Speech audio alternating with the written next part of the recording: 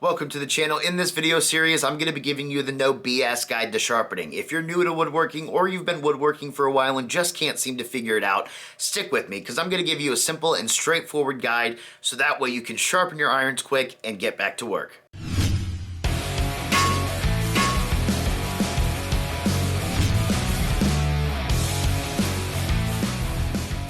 This is video number 4 in the no BS guide to sharpening. In this video, we're going to be talking about freehand sharpening and using a jig.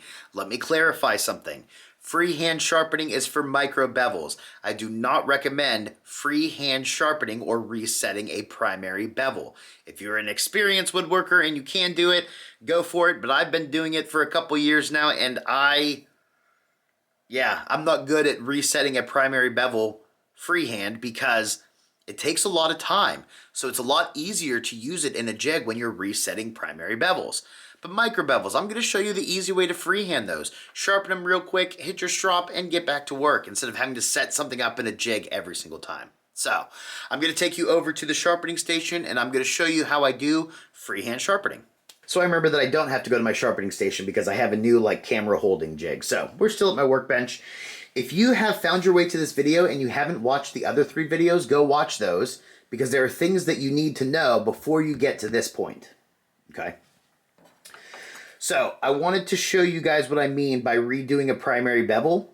If I'm going to redo a primary bevel, that means finding the primary and holding it at that exact angle until you have reground it. That's why it's difficult. Some people might want to say, okay, well, I can take it here and slide back. Set it down, find primary, slide back. You're going to have to do that so many times. And then again, it's still not going to be consistent. So if you're regrinding a primary bevel, that's why I recommend using a jig. This freehand is only for micro bevels. So first, grab your finishing stone. I go to 1,000, I hit the strop, I call it a day. I've never used like a 16K finishing stone, so you're going to have to try it. I think Rob goes from the 1,000 to a 16K and then calls it a day. But maybe you can start on 16K, I don't know, because I use a strop. It's just cheaper. Go watch the other video. So first, to hold the iron, I go like this. And then I have just the 2 fingers here, because if I develop a camber, that doesn't matter. Some people like more pressure, some people hold their wrist. Don't stress on it. Find whatever's comfortable for you to hold the iron. Then what you do, set it on the stone, find your primary, slightly up. I'll show you again. Set it down, find your primary, slightly up. Don't go crazy with the angle. I told you angles don't matter, and what I mean is if you're slight versus little slight, okay, that doesn't matter, but don't go crazy. So set it down, find your primary, slightly up, and then you sharpen. So let me show you that. Set it down, find primary, slightly up, sharpen. Now, you want to stay here until you get a burr. If you don't get a burr, you need to go a little bit higher on your angle or just stay here a little bit longer, but it doesn't take long. I already have a burr. So that means I'm ready to go to the strop or finishing stone and I'm done. Remove that burr on the strop and you call it a day. Okay? That's it.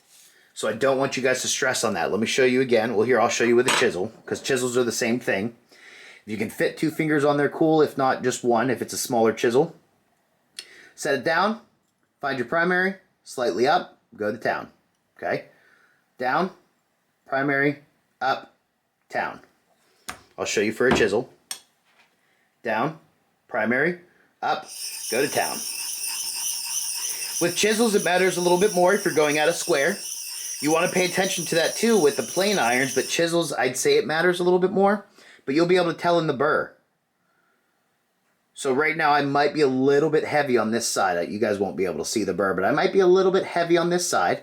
So that just means I need to put a little bit more pressure here next time. If it starts getting crazy out of square, then you're probably going to need to regrind your primary bevel. But it doesn't happen like that. So I don't want you guys to stress on that. Just keep an eye on it. So if I'm a little heavy here, I'll set it back down, find the primary, slightly up, and just pressure on that side. Okay? And then the burrs match. That's it. So don't stress on square too much. You definitely want to keep an eye out for it, but the burr is going to tell you. And then grab a little square and check it every so often. But this chisel, because the bevels, or excuse me, because the burrs match, I'm ready to go to the strop, my finishing stone, and then I'm done. Okay, so let me grab the strop and I'll show you guys how to use that. So I made this strop in a different video and it's meant to hook onto my granite plate, so it's gonna rock a little bit, but that's okay. Well, maybe I can set something under it. There we go. Well, that's too tall. I'm gonna go with it. So when you guys are using the strop, it's the same concept, okay? You're gonna set it down, find your primary and go slightly up. You do wanna try to match how slightly up you went on the stone. So if it's, you know, slightly up on the stone, go slightly up on here. If it's really high on the stone, go really high on here. But don't stress too much on that because that'll come in time. Just get out there and practice with it. Now, if you're coming straight from the stone, you have the burr on the back. That's the first thing that you want to do is remove that burr. So set it down, slide it back. I'm going to scoot this forward. Set it down, slide it back, set it down, slide it back until you feel that the burr is gone from the back. It's okay if it flips over, but just make sure you don't feel it on the back anymore, so keep doing that.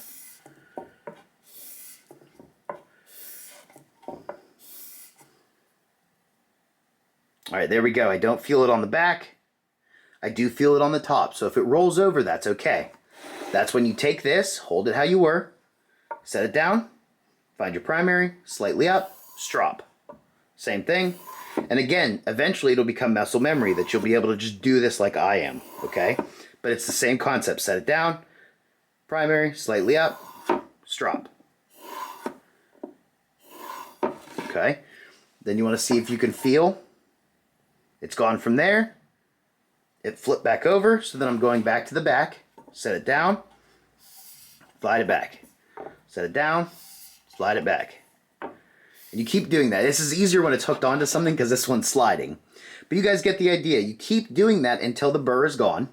Once the burr is gone, I do this to check sharp, which we are. I don't know if you guys can see that. Can you guys see it shaving? So that's how I check sharp. Now, if you're going to check sharp that way and you cut yourself, that is not my fault, okay? You can use the paper test. You can use whatever test you want. Some people look at it with a magnifying glass. Do whatever you want, but I tend to shave my arm and then that's how I know it's sharp. Chisels, it's the same thing. Same exact concept. I have the burr on the back, so I'm going to set it down and slide it. Set it down and slide it. See, it keeps moving. If you have a strop, fasten it down somehow. Set it down, slide it, set it down, slide it, okay? It's gone. It flipped over, so then I'm going to go here. Set it down, primary, slightly up, strop. Down, primary, slightly up, strop. It'll become muscle memory. Let's see if I can show you guys sideways in action. I don't think it's going to focus, is it?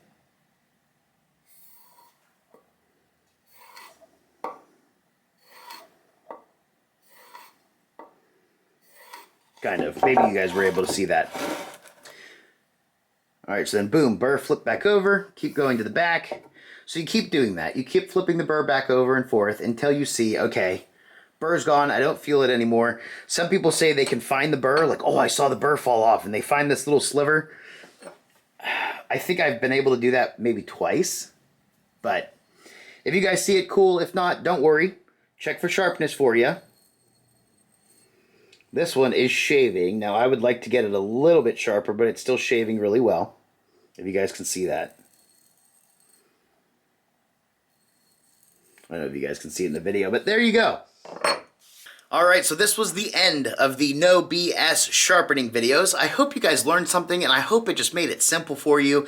To review a little bit, when you're picking sharpening media, go with what's comfortable to you. Go with what you like, what's in your budget. I use a mix, so I use sandpaper when I'm regrinding primaries or flattening the backs. Then I switch to, I have 3 different options just because they're fun to me. I switch to ceramic or diamond plate or natural stones. But pick what you guys like because they all work, okay? When it comes to grits, you don't need to go super high. If you want to go higher, you can, but you really only need to go 12 or 16, and that can be done on a strop with compound or a 12 or 16K stone. That's it. When it comes to primary bevels versus micro bevels, some people are against using primary bevels. I don't know why. Micro bevels are just faster. And like we talked about in video number 3, that 1 degree angle difference doesn't matter. The primary angle matters only because when you're doing micro bevels, if this is 25, it goes 26, 27, 28. If it's 30, it's 31, 32, 33. That's the only reason they matter. And then when it comes to freehand, please remember that freehands are only for micro bevels, and I hope that you guys saw how to do that in a simple way. Get comfortable, set it down, find your primary, slightly up, and sharpen. Angles don't matter, so if you go a little bit higher, it's okay. A little bit shallower, it's okay. Just make sure you're getting a burr. If you don't get a burr, bump it up a little bit higher or stay at that wherever you have it longer. If you are regrinding the primary bevels, please make sure you're using a jig or go straight to the grinder and do it that way. I definitely don't recommend freehanding those. If you guys have any questions or comments or anything like that, if there's anything that you need a little bit more detail on, I tried to make these video shorts because they seem to do better on YouTube. So if you guys want any more information, have any questions, comments, concerns, anything like that, feel free to let me know down below. Of course, the like and subscribe, and I'm doing the Buy Me a Coffee thing. It's the same thing as Patreon, just less fees. Check that out in the link below, and have a good one.